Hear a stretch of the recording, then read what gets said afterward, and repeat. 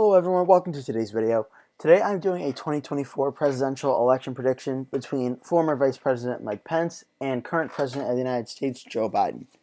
So, with that said, I think Joe Biden will start off by winning the West Coast as he would, West of Oregon, there we go, California, Hawaii, he will win those states. Joe Biden, I think, with Mike Pence as the ticket, would also win Colorado safe and the state of Illinois safe. New Mexico I'll put in safe as well. Very close to not being safe, but I'll put that in safe. Virginia, I think, would go safe for Joe Biden. As well, Joe Biden will win a lot of these East Coast states that really are not too contentious.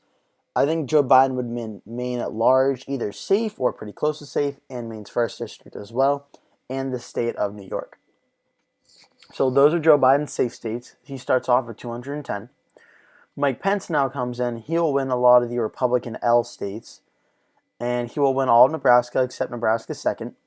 He will win throughout the South, and he will also win a little bit throughout the Rust Belt and Alaska. Pence starts at 124, Biden at 210.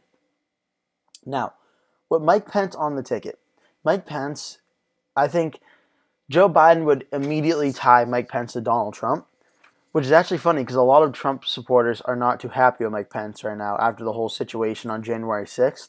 So I think Mike Pence is kind of like Donald Trump, but he wouldn't get as much support, which I think would hurt him in the general election.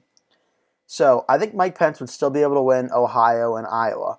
However, I think he would only win it in the lean margin, to show that he does not have as much Rust Belt support that, say, President Trump might have.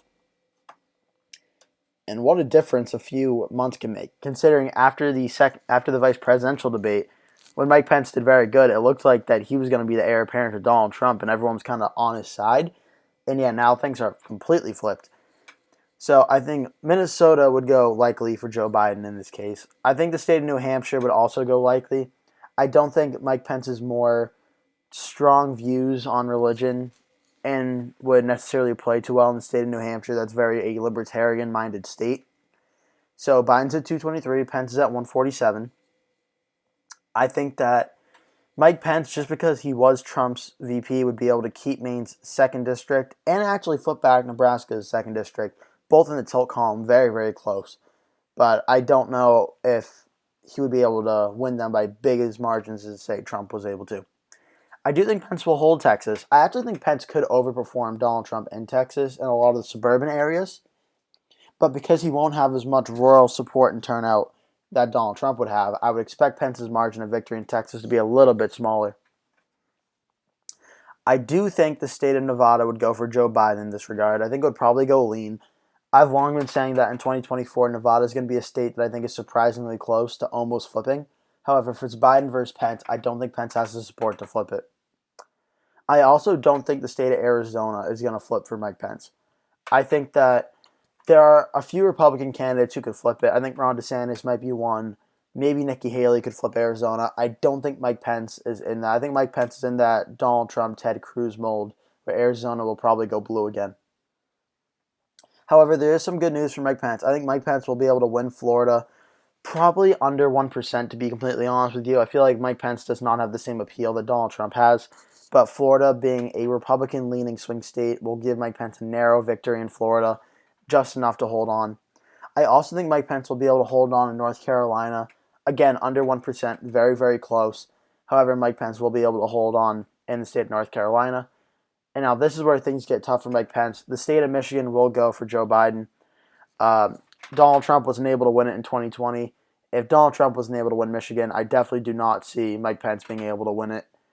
I also, which state do I want to go to next? I'm going to give the state of Pennsylvania to Joe Biden as well. Joe Biden, being from Pennsylvania, certainly helped him in 2020.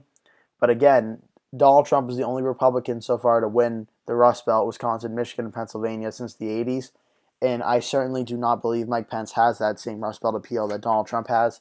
And as I mentioned, a lot of Trump voters being upset with Mike Pence is not going to help his case. As is in the state of Wisconsin. Wisconsin, maybe it's a lean, maybe it's a tilt. 2-3% is probably going to be the margin, but either way, Mike Pence is going to lose to Joe Biden in the Rust Belt. effectively making Joe Biden, re-electing him as president. But also, Pence is at 237, Biden's at 235. It comes down to the state of Georgia. Georgia, it might flip back for Mike Pence. It's possible, but I don't know. I don't know if I think if it's Pence versus Biden, we could see a similar situation to the runoff, where a lot of voters who are dissatisfied with Mike Pence as their nominee might just stay home. And I think that would end up actually giving Joe Biden the win in Georgia. So I think that if it's Mike Pence versus Joe Biden, I could see Joe Biden getting 301 electoral votes, Mike Pence getting 237 electoral votes. And yeah, that's going to do it for today's video. Thank you so much for watching. Please remember to like this video, subscribe to the channel, tap the bell icon so you get notified when I post a new video. Thank you so much for watching, and I'll see you in the next one.